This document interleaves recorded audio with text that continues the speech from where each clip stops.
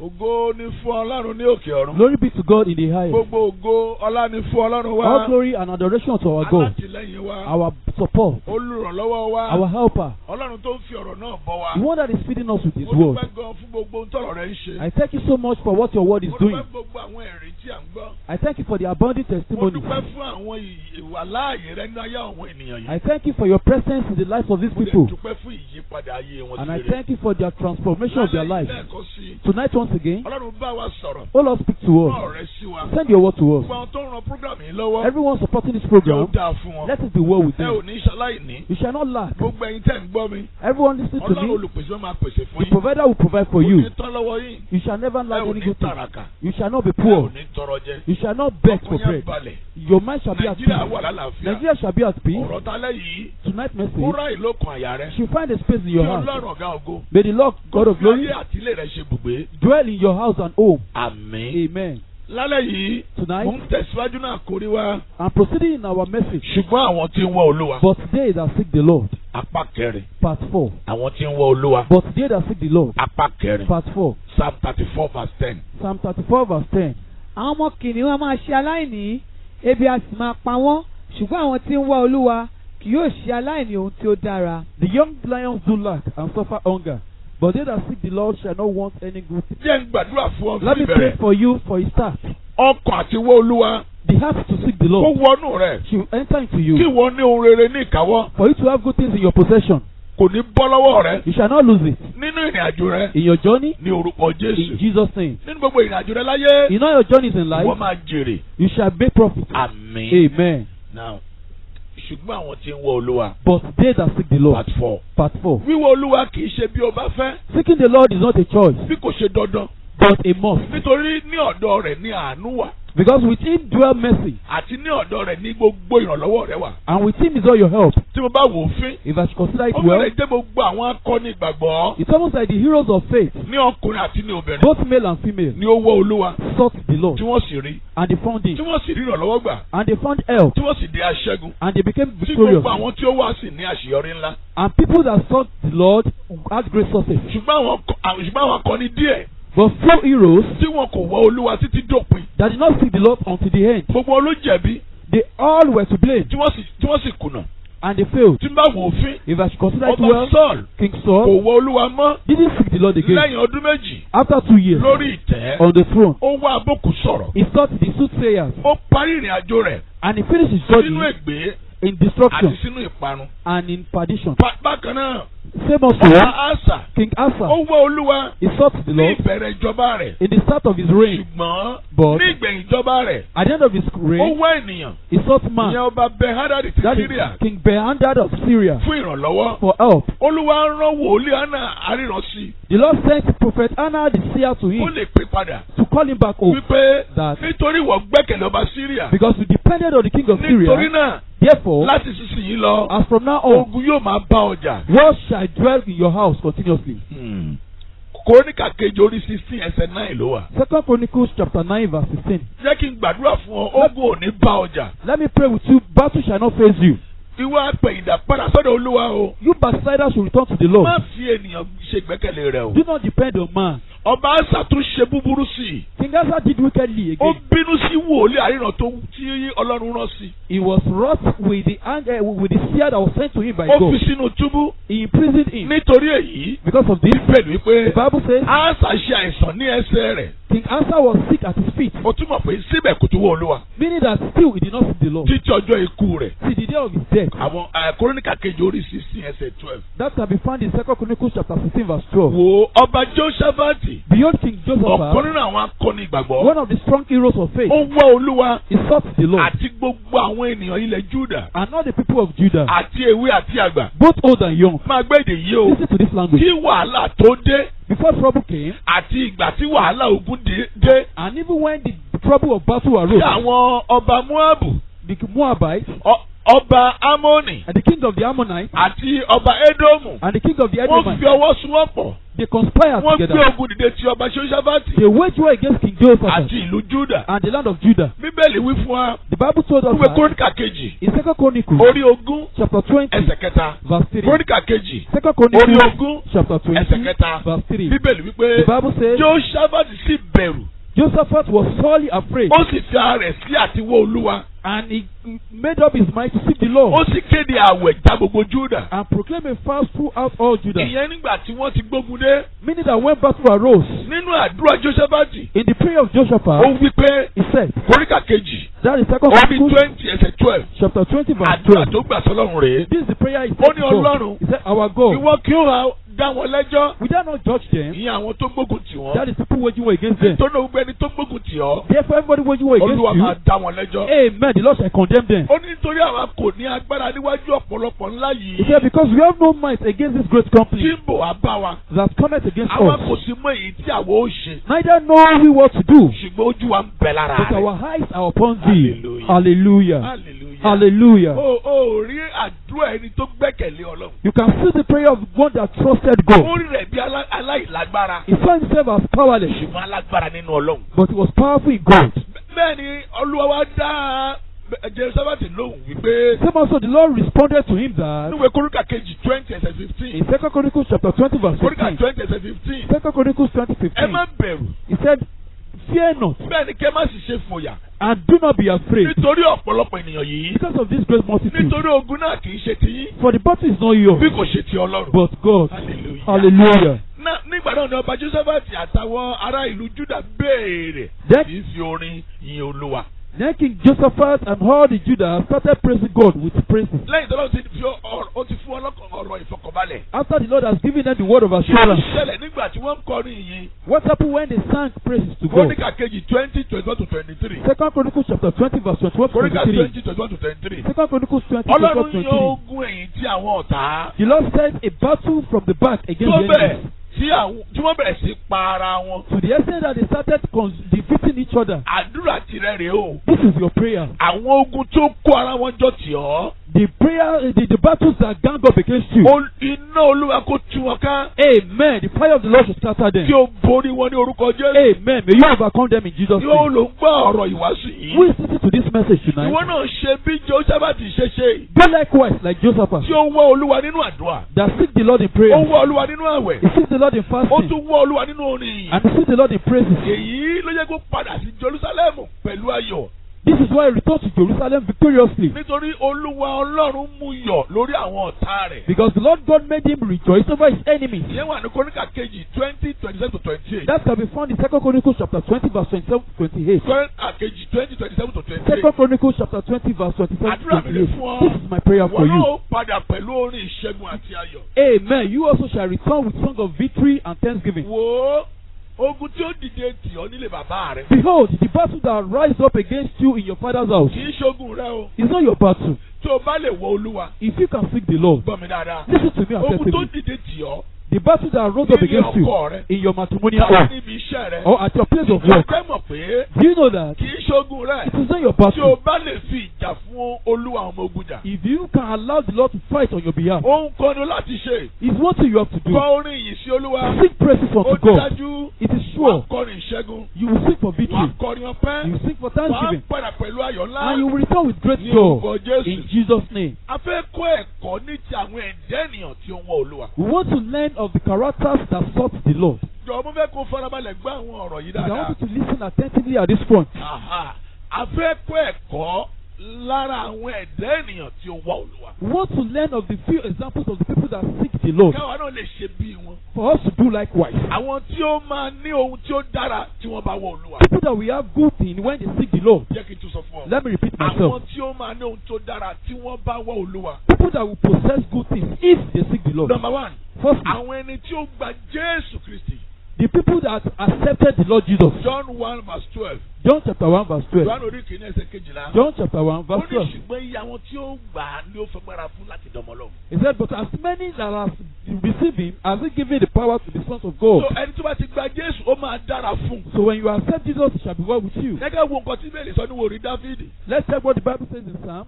Orí Dáfídì orí 16 ẹsẹ̀ 6. Psalm 16 verse 6. Orí Dáfídì 16 ẹsẹ̀ 6. Psalm 16 verse 6. Ó ní okùn títà bọ́ sọ́dọ̀ mi ní ibi dáradára.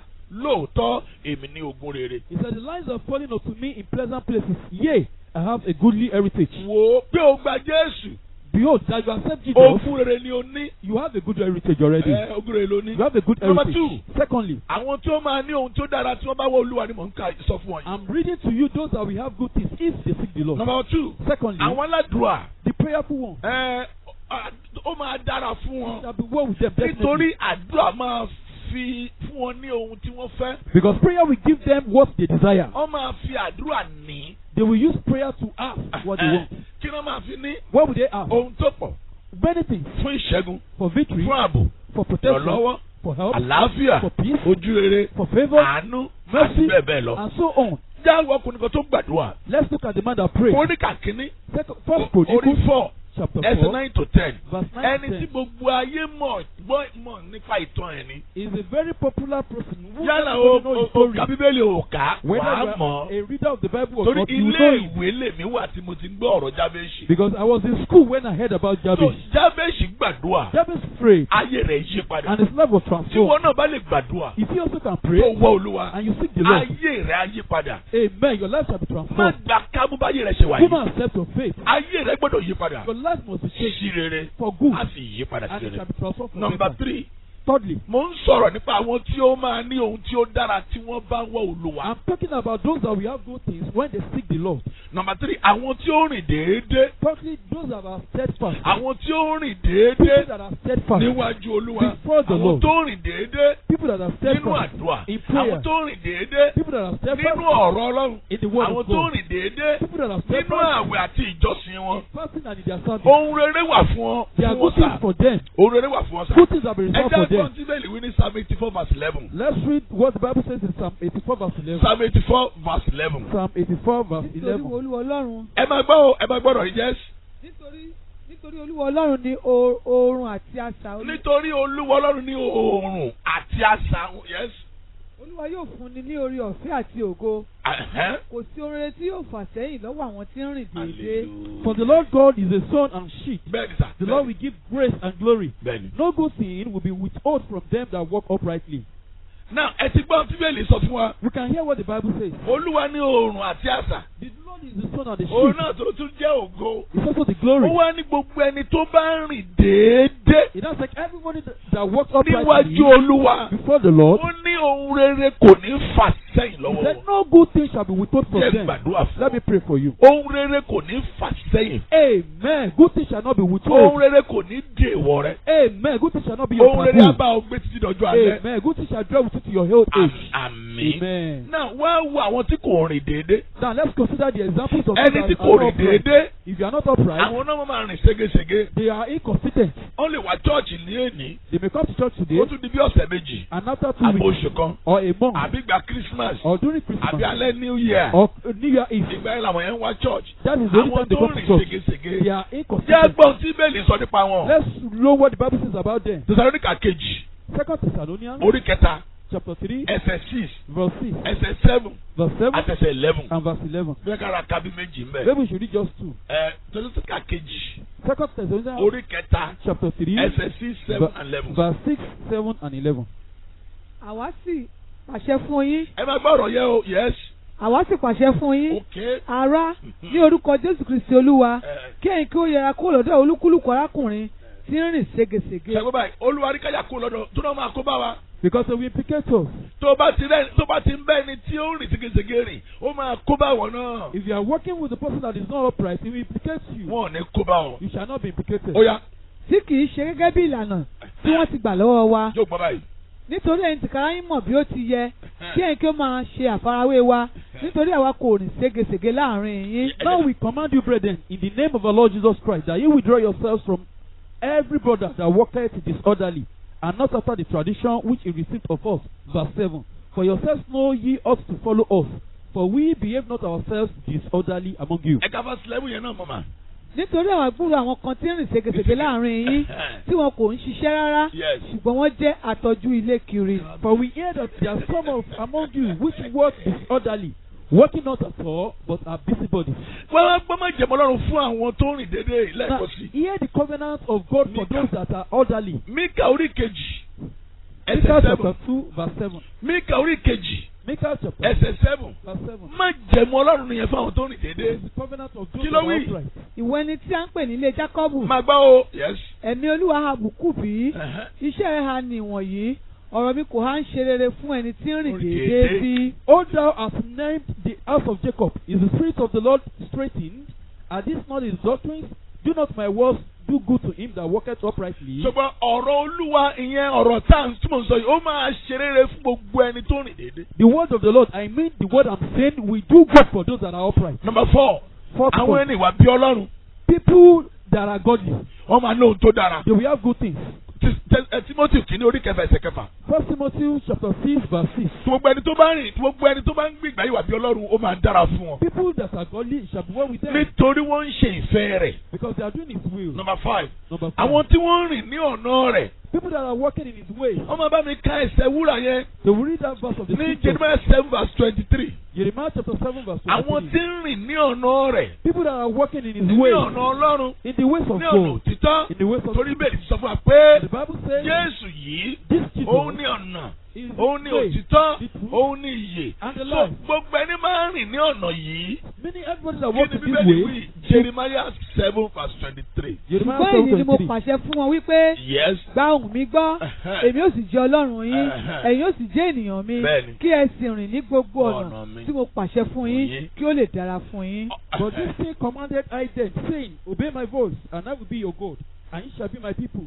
Walk in all my ways that I commanded you, and it shall be well with you. Kí wá lọ́nà náà tolúwa ní kárìn? What is the way that the Lord commanded Ọ̀nà us? òtítọ́, The way of truth, ọ̀nà ìwà mímọ́, the way of holiness, ọ̀nà òdodo, the way of ọ̀nà righteousness, ìyè. the way of Tó o life. bá ti rìn lọ́nà yìí, If you can walk in all these mo ways, fọwọ́sọ̀yà ó máa dára fún ọ. and I can assure you it shall be well with you. Number 6. Number 6, Àwọn tó dúró ṣinṣin. people that are steadfast, Àwọn tó dúró ṣinṣin. people that are Ó steadfast, máa dára fún wọn it shall be sà. well with them Ẹ definitely. dá wọnúwe Kọ́ríńtì kìíní Let's take 1 15 Corinthians verse 58. chapter 15 verse 58. Kọ́ríńtì kìíní 1 15 Corinthians verse 58. chapter 15 verse Psalm 58. 112 verse 2. Psalm 112 verse 2. Psalm 112 verse 2 ẹni kọ́ bá mi kà.